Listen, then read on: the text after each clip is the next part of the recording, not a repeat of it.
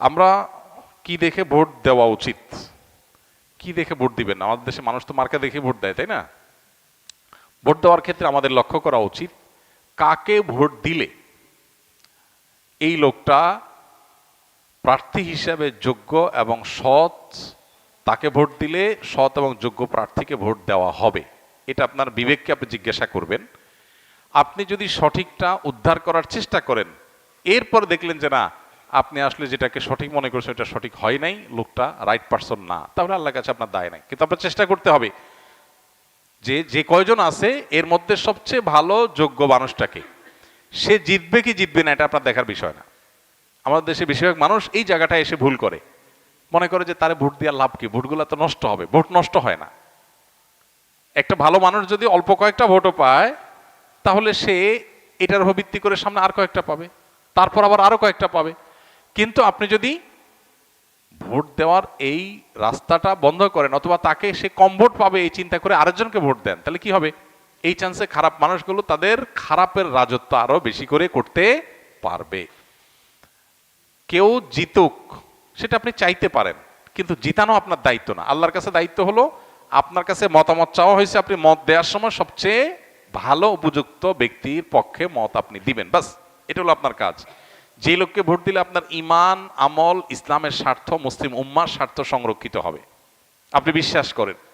যাকে ভোট দিলে দেশের সার্বিক উন্নতি হবে, চুরি ডাকাতি হবে না, দুর্নীতি দুই নাম্বারই হবে না, যে কারণে আমাদের দেশ পিছিয়ে আছে, পৃথিবীর বহু দেশের তলানিতে আমরা পড়ে আছি। যাকে ভোট দিলে আমরা সেখান থেকে উঠার রাস্তা পাবো, তাকে আপনাকে ভোট দিতে হবে। এক্ষেত্রে বায়াসনেসের ঊর্ধ্বে উঠা, এই ক্ষেত্রে আপনার গোষ্ঠীগত, বংশগত, পরিচয়গত, এই সমস্ত বিষয়গুলোর ঊর্ধ্বে উঠা, সামান্য একটু স্বার্থের জন্য, একটু টাকা পয়সার লোভে আমরা আজকাল অনেক সময় ভোট দিয়ে দিই, সেটা যেন না হয়। আল্লাহর কাছে অনেক বড় একটা জবাবদিহিতার জায়গা। নবীজি বলেছেন, ইদা উসিতাল আমরু ইলা গায়রি আহলিহি ফান্তাজিরিস সাআ। অযোগ্য মানুষকে যখন কোনো জায়গায় বসানো হবে, অপাত্রে যদি মানুষ তার মতামত দেয়, বা কোনো অযোগ্য মানুষকে যদি কোনো যোগ্য মানুষের চেয়ারে বসানো হয়, তাহলে কিয়ামতের অপেক্ষা করবা তোমরা। এটা কিয়ামতের আলামত। এই আলামত এখন চলে আসছে না আসছে নাই? অতএব আমাদেরকে এখানে দায়িত্বশীলতার পরিচয় দিতে হবে। আল্লাহ বলেছেন, ইন্নাল্লাহা ইয়ামুরুকুম আন তুআদ্দুল আমানাতি ইলা আহলিহা। আল্লাহ তাআলা তোমাদের নির্দেশ করেছেন আমানত যথাস্থানে পৌঁছাও, অপাত্রে যেন আমানত না যায়। আল মুস্তাশারু মু'তামান। একজন মানুষ তার মতামত চাওয়া হলে, পরামর্শ চাওয়া হলে, তখন সে আমানতদার হয়ে যায়, তার কাছে এটা আমানত হয়ে যায়। অনেক বড় একটা ব্যাপার। আমানতের খেয়ানত করলে এর ভয়াবহতা অনেক বেশি, এবং যত অপকর্মের দায় আপনাকে নিতে হবে, বিশেষ করে এই সুযোগ পেয়ে যত অপকর্ম সে করেছে, যদি আপনার ধারণা থাকে যে সে এই টাইপের কাজ করতে পারে, তাহলে সৎ মানুষ, নেককার মানুষ, দিন, উম্মাহ, ইসলাম এবং দেশের সার্বিক কল্যাণ বিবেচনা আপনাকে করতেই হবে। আমি যাকে ভোট দেবো সে জিতুক কি না জিতুক সেটা আমার বিষয় না, সে জিতবে কি জিতবে না এটা আমার বিষয় না। আমার দায়িত্ব আমার সিদ্ধান্তটা সঠিক জায়গায় দেওয়া, বাকি আল্লাহটা আল্লাহ দেখবেন। আল্লাহ যদি তারে সুযোগ না দেন, সেটা আমাদের অযোগ্যতার কারণে আল্লাহ দেন না, কিন্তু আমার দায়িত্ব আমি সঠিকভাবে পালন করতে হবে। আল্লাহ আমাদেরকে তৌফিক দান করুন।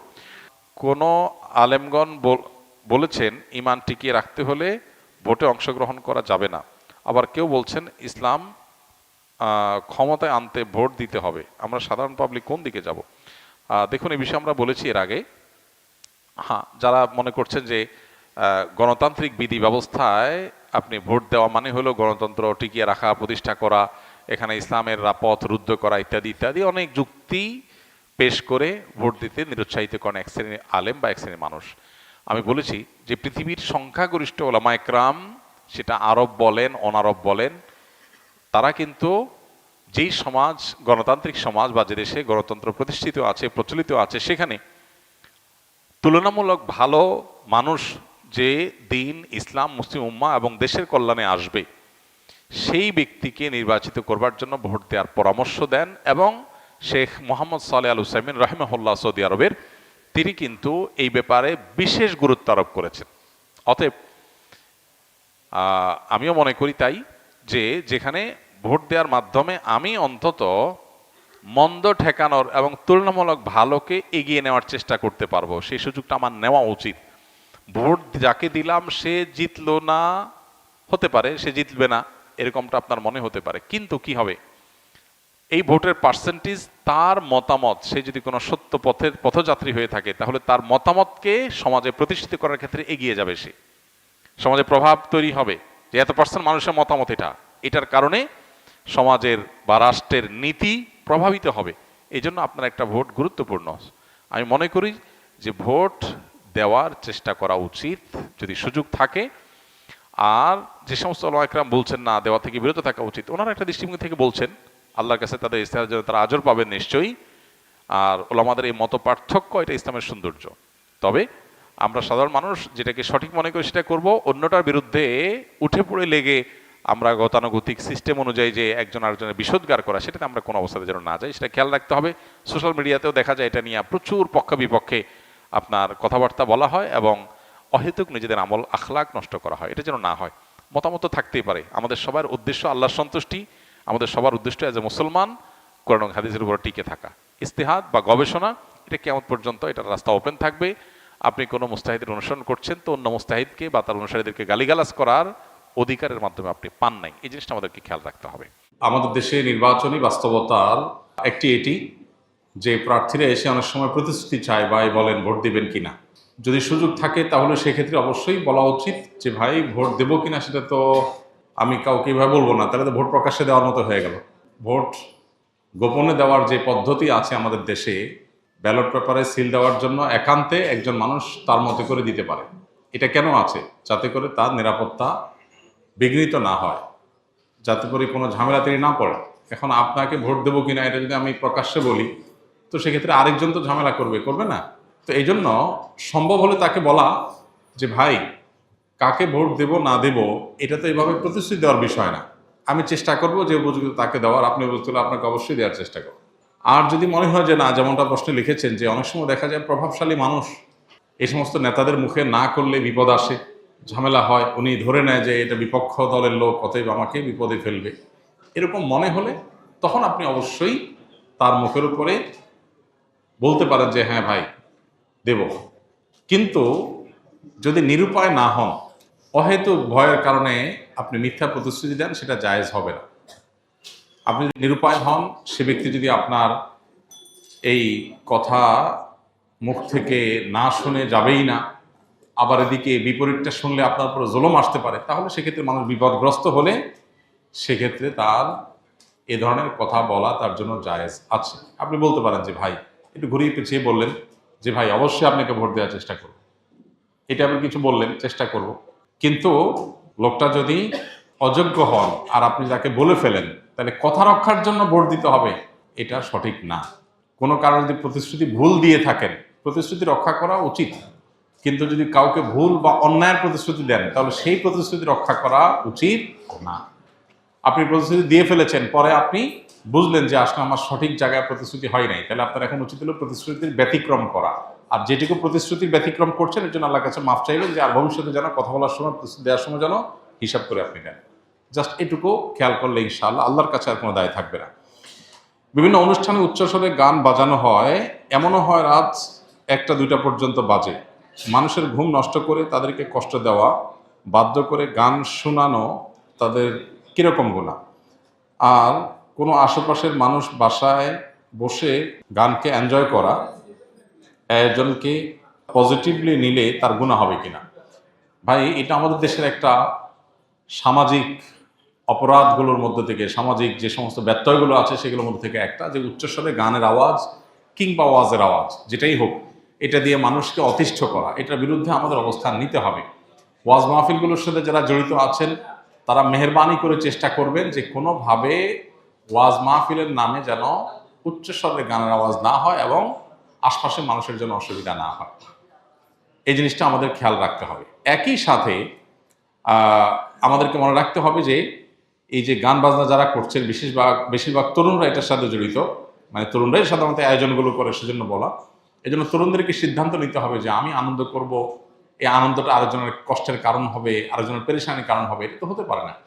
এই জন্য একজন ইমানদার হিসাবে আমাদের উচিত না কাউকে কষ্ট দেওয়া।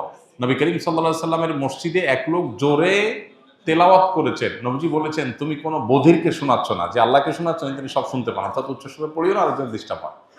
সেখানে আমরা কিভাবে ওয়াজ করতে গিয়ে মানুষের ডিস্টার্বের কারণ হয়, বিশেষ করে ঢাকায়, চট্টগ্রামের শহরগুলোতে যে মাহফিলগুলো হয়, গ্রামেও দূর দূরান্ত পর্যন্ত মাইক লাগাইলাম, এমন ভলিউমে আমি ওয়াজ দিলাম রাত 12টা-1টা পর্যন্ত যে মানুষ ঘুমাইতে পারলো না, সকালে ডিউটি আছে, সে ঘুমাইতে পারছে না, বাচ্চাদের অসুস্থ, হার্টের রোগীদের কষ্ট হয়, কোনো অবস্থাতে এটা গ্রহণযোগ্য না। এটার বিরুদ্ধে আমাদের প্রত্যেকটা মানুষকে দায়িত্বশীলতার সাথে কথা বলতে হবে, ভূমিকা রাখতে হবে।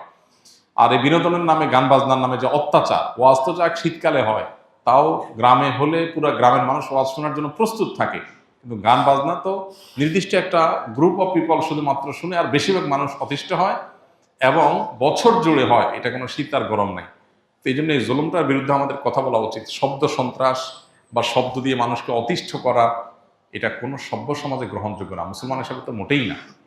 আমাদের সমাজে অনেক অনাচারের বিরুদ্ধে সমাজের মানুষ সচেতন, কিন্তু এই অনাচারের বিরুদ্ধে সেরকম সচেতনতা নাই। কোথাও যদি এরকম অন্যায় হয়, এলাকাবাসী একত্রিত হয়ে সুন্দর করে আয়োজকদেরকে যা বুঝান, কাউন্সিলিং করেন যে ভাই তোমরা যে কাজ করছো এটা অন্যের কষ্টের কারণ হচ্ছে। আল্লাহ তাআলা আমাদেরকে অনাচার থেকে বের হয়ে আসার তৌফিক দান করুন।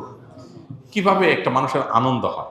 একজন লিখেছেন যে একজন বাসা থেকে এনজয় করছেন। হ্যাঁ, আপনি এনজয় করছেন কিভাবে? আপনি জানেন এই আওয়াজটা একটা মানুষের বুকে ধড়পড়ের কারণ, একটা হার্টের রোগী ছটফট করছে।